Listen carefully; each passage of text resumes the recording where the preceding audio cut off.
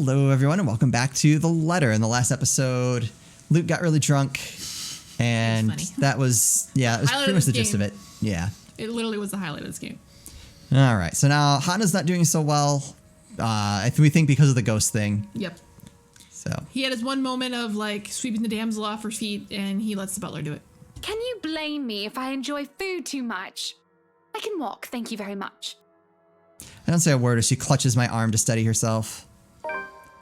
There's no protest as she uses me as a crutch while going up the stairs, but that's as far as I want to go. Judging by the light blush on Hana's face, she's gotten self-conscious about it too. Johan, look after her, and you stay in bed. I just need to go out.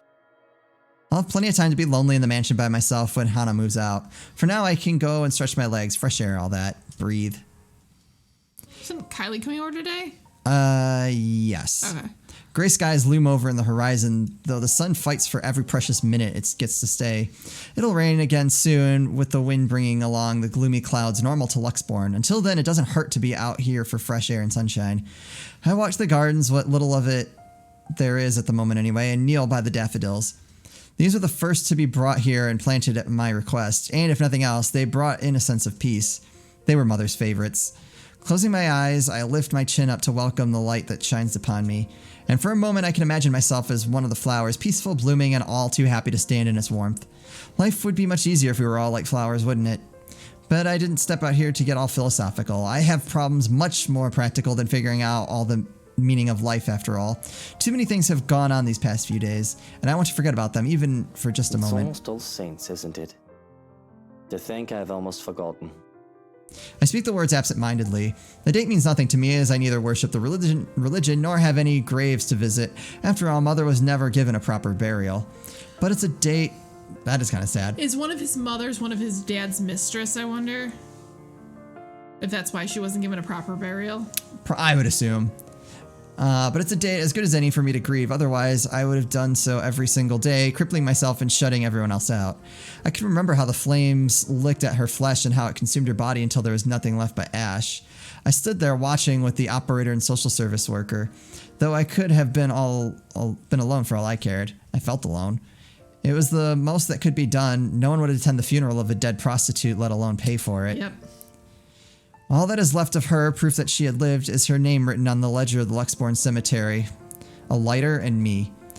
Pulling out the lighter from my jacket, I can't stop myself from flicking it open to stare at the flame and to run my thumb over her name. All in all, it isn't much, but it's something. And it'll be wrong of me not to make something of myself when she would have given everything to make sure I can become anything I want to be. Feels like I'm stuck in a nightmare right now. What I would give to have you here by my side, Mother dear. To see you smiling at me. Alive and as beautiful as ever. I'm pretty sure when she said make a better life for yourself, it wasn't go murder everyone that pisses you off. I'm That's afraid the I'm one. starting to forget what your face looks like. I've already forgotten the shade of your hair. Eleanor Chandler was a wonderful woman, though not everyone would have agreed. Not everyone has seen past her occupation, past her vices, and her illness. Sorry. All they saw was a poor woman who sold her body to make ends meet and had a bastard son because of it. They didn't see the mother who worked hard to put food on the table for me, the woman who gave and gave and gave to me while expecting nothing in return. She taught me the merits of hard work, but though I loved her so, I worked hard for myself. I would not be so foolish, so selfless towards people who would never get back. I learned that from the father who plucked me out of the orphanage for his own selfish gain. I pocket the lighter before I can feel the urge to actually set anything ablaze. Considering my close proximity to the flowers, they would most likely be the most likely victim of arson. Just the thought itself is blasphemous. Nevertheless, that doesn't save them from being picked, just enough to make a bouquet of the things in honor of Eleanor. Would you be proud of me if you saw me now, Mother? Maybe. You're always so forgiving. No matter what trouble I got into. More than I deserved. Especially now. It's been a while since I've talked to my mother like this. I've been thinking of both my dear parents for far too much as of late when I shouldn't. I have a future to look forward to and a present to take care of. These memories of the past give me nothing but grief. The life of Lucille Mitchell Chandler should be nothing but a footnote in Luke Wright's non-existent autobiography. Where did Wright come from? I think his dad. Okay. His dad picked, I just took him out of the orphanage. Okay. It said for selfish reasons. I don't know. It didn't really explain why. It's because of Hana, isn't it? I worry that she is all too much like Mother that it scares me, and the thought that I'm turning into my father is even more so. But even if history is so set up to repeat itself, I'm not a child anymore. Content to set aside, unable to do anything to help, and too inexperienced to think that the worst wouldn't happen. I have money to buy the best medicines and doctors if need be. She'll get better. She has to.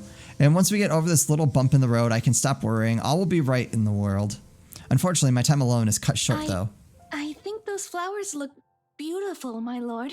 The parlor, the room where the lady stays for her tea, it could certainly use some. The voice is not familiar, though. I'm not really one to remember such things. Small talk. Going with her attire, I would say that she's one of the housekeepers. She looks like the ghost. Strange considering I've sent all of the staff but Johan's away. And her face, as pretty as it is unfamiliar to me. It'd be a lie if I said that it didn't set me straight on edge. Most would say that I cared little for my employees. That isn't entirely untrue. However, I'd like to think I know the people who work for me, especially those who would roam my home, even if it's just a face and a name. Besides, I would remember a beauty such as her. So who is this? Is she someone impersonating a household staff to get in? She's doing a bad job of it. Didn't you get the memo? Are you new? Today is a day off. You aren't supposed to be here. I expect poor excuses and apologies that likes of her often give, but she merely smiles. Oh, no. I've been a servant here since you first came. And I see no signs of lying, nor hear it in her words, yet they can't be true. But I find that I feel like I can relax. She has that sort of smile that makes one's kindness shine through without words or actions. It reaches her eyes, filling them with a strange sort of mirth, as if she's just thought of something very funny. Perhaps, had it been any other person, I would have interpreted it as a deceitful grin. But the curl of her lips and the shine of her eyes are too soft to hold any malice. She takes my silence as a sign that she can continue. And it's not like I feel any urgency to stop her. I'm not really in the mood for company, but I'm not adverse to it at the moment either. Entertaining a beauty like her, even for a while, wouldn't hurt. It helps that she proves easy to listen to, despite how oddly she speaks. I'm sorry. I apologize. I shouldn't have bothered you. Look at me, talking to the master of the house without even asking for permission. What Definitely will the the others ghost. think? If you'll excuse me, I'll just... I haven't driven you away yet, have I? And it's your day off. I don't see why we can't chat a bit. Of course. If that is what you wish. As long as it does not get you into trouble with the lady. To even take time for someone as lowly as me. No wonder that everyone under the mansion's employ is so fond of you. Though it should have no longer been a surprise to me. You have always been such a kind and loving lord. Dude, something with those damn pictures. Yeah. Who was here? I have to stop myself from calling her out on her shite. It's almost as if she's talking about an entirely different Yep. man. No matter how big my ego gets, I know for a fact that I'm hardly in the running for Best Boss of the Year award. The only reason that most of my staff stay is because of the decent compensation. I'm not cheap. But if she wants to lay it on thick, I'll allow it. Who wouldn't want a beautiful woman I'm complimenting sure them? she'll be fine with this. We are just talking after all. Unless you had other things on your mind when you approached me. The words leave my mouth before I even realize what I've said. I panic a bit. Though I can get away with picking up women out in the city, sometimes even out in the country, I've always taken care not to do so in my home or in my business. Now, He's like the worst. not when it'll be so easy for Hana to find out about my infidelity through these channels. Though seriously, I still don't see what the big deal about it is.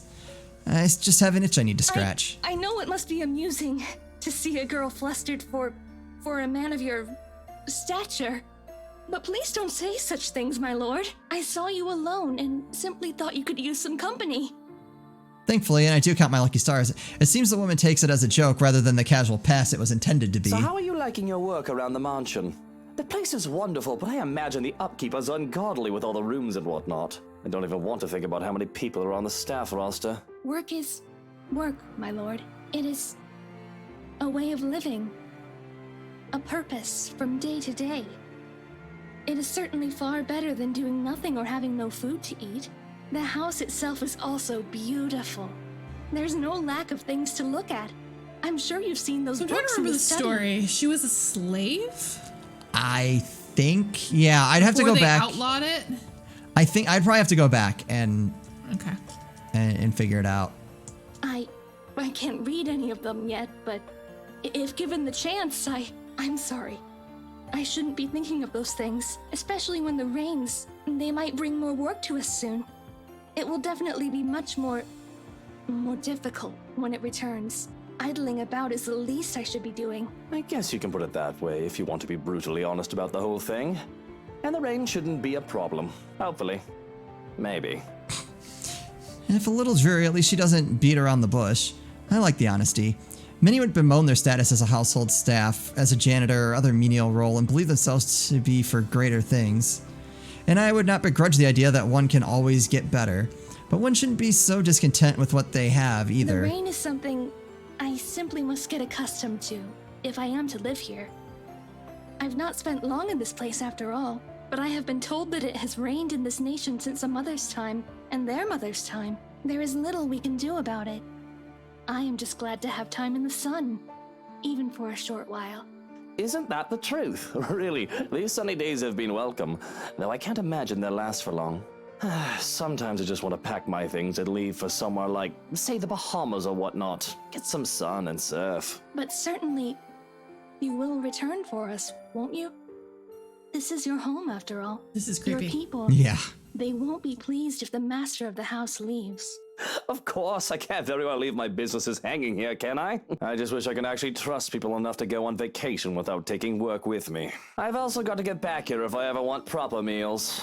A proper pudding is something you'll never find out there. The woman nods in understanding, and I must say that she makes for a fine listening ear. Though what she says next gives me pause, whether she meant for me to hear it or not. And good tea. From what the cook has been telling me, I've yet learned how to prepare one. Perhaps once I do, it would endear the lady of the house to me. I never expected her to be so unkind after what she did for me, though it's only if one catches her in a foul mood. I wish I knew how to avoid her anger. Wow, so the personalities were reversed. I guess so. I highly doubt she means Hana. The woman rarely has a mean bone in her body. And when she actually is nasty towards someone else, it's usually deserving enough, much like with that Rochelle woman. Hell, she even tolerates Harvey for me, even if she did admit that she doesn't quite like the man. She must mean the head housemaid, right? I have to laugh at that. Not that I have room to speak, I don't deal with her myself anymore, though even Johans has a few choice words about the head hag. She's just been under the right employ when she was also head housemaid for my father. And if anyone's not going to get along with someone, it'd be that crotchety old woman. I don't even remember her name. But the woman had been this strict upstart bitch who took one look at me, her master's bastard son, and turned her nose up, as if she were better by mere consequence of birth. That and she absolutely loathed my very existence. Perhaps the rumors had been true. She had a miscarriage while bearing another one of dearest father's children, and she saw me as an obstacle to bring her being granted a better standing in life. I remember that much at least. The only reason I haven't sacked her yet is because of her competence. Also because working under my household makes her absolutely miserable, her resignation made impossible by her pride. Nobody really gets along with that woman. I think everyone just tolerates her because of how old she is. I mean, not to be rude or awful or anything, but she's at the age where she'll be pushing daisies soon enough. Is she? Really, my lord? I'm sure the lady is much younger than that. I think the thought of tormenting the young and beautiful gives her reason to live. It does seem that way. Though I feel sorry for her. One's life should not be wasted away on hatred and anger. It is never good for the heart or the head to always carry ill thoughts. But at the least, you are here for us. We are certainly so lucky to have a lord like you. The lady even more so. The gods smile down on her. Though, if I may be honest, she is to be envied. Even when I have my suspicions about her, she's just so easy to talk with that I've forgotten. I don't know who she is and if she is actually one of the household staff. That would explain why she's so easily give obviously wrong statements about my character. Though if she is here for malicious reasons, she would have done more than do small talk with me by now, wouldn't she? I have so many questions. Perhaps curiosity will kill this Strange cat. that I've never seen you before. What's your name? You do not remember? I don't believe you've mentioned it, or am I missing something? You still cannot comprehend it. Can you, my lord?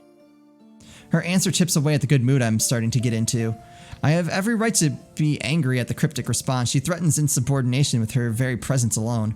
But instead of hurling vitriol at the woman, I take a deep breath. I do not want my mood ruined further than it already is. Not right now, when I can let my temper take its course another Whatever your time. name is, and no matter how long you've been working for us, that does not change the fact that you shouldn't be here. I'll call you a cab to bring you to the city if you want. Shouldn't I? What if I do not wish to leave? I merely desire to stay by your side and serve. Is that such a deplorable thing? So it sounds like the ghost was in love with the master of the... I'm wondering. Her gaze sends chills down my spine. It's too easy to see the devotion, the obsession in her eyes. Not the good sort either, as her scrutiny makes me feel like I'm laid bare. The offness of her presence is all the more palpable with the feeling of bugs crawling on my skin, and the silence that makes it seem as if the world has stopped. Any friendly atmosphere we might have had going for us is completely forgotten. Danger, a small part in the back of my mind screams, the part that has kept me alive all these years. And in hindsight, I'd be stupid not to take heed of it. But I've grown arrogant, complacent, and content to hide behind wealth and power. Yes, it's a deplorable thing, as you said, because I'd like to be alone now. Thank you very much. If you didn't want the day off, you should have reported to your superior. This is utterly unprofessional of you, and I shall be issuing complaints. In fact, if you know it's good for you, you should start looking for another employer. It's at my threat that the smile on her face turns I tight. see. It escapes you still. This is unfortunate. How despairing that this misery must go on. But maybe, if you come with me, I can help you. I can. When she reaches out for me, I recoil with a How hiss. dare you lay your filthy hands on me without my permission? I am not going anywhere with you. Now step back and walk away before I have you forcibly removed. Sounds like this is like a time loop in a way, where she just said something like, You still don't understand. Yeah. Oh, there we go. As if a switch had been flipped, the woman's expression turns horrific, although that may very well be the understatement of the century. She herself turns horrific. Her presence is suffocating, bearing down on me. I'm rooted on the spot through no fault of my own as my fear You are paralyzes. too much like that vile woman. Poisoned by her rotten influence and her filthy words. But that can be remedied now that you're here. Oh, how we have waited to welcome you home. Come, my lord. The house beckons. When her fingers grasp the back of my coat, I finally find it in me to break off into a run. Oh, man. All right, so that was his experience with the ghost. It's not how I expected that to Nope. play out. That's interesting. Well, I mean, we kind of thought that there was something with him and Hana because of the pictures. So My theory right now is that this lady had a thing for the master of the house. The lady found out and put her to death. yeah, that's starting to look. Sounds like she was a royal witch. Yeah. All right. Anyway, that's going to do it for us. As always, thank you guys so much for watching, and we'll see you next time.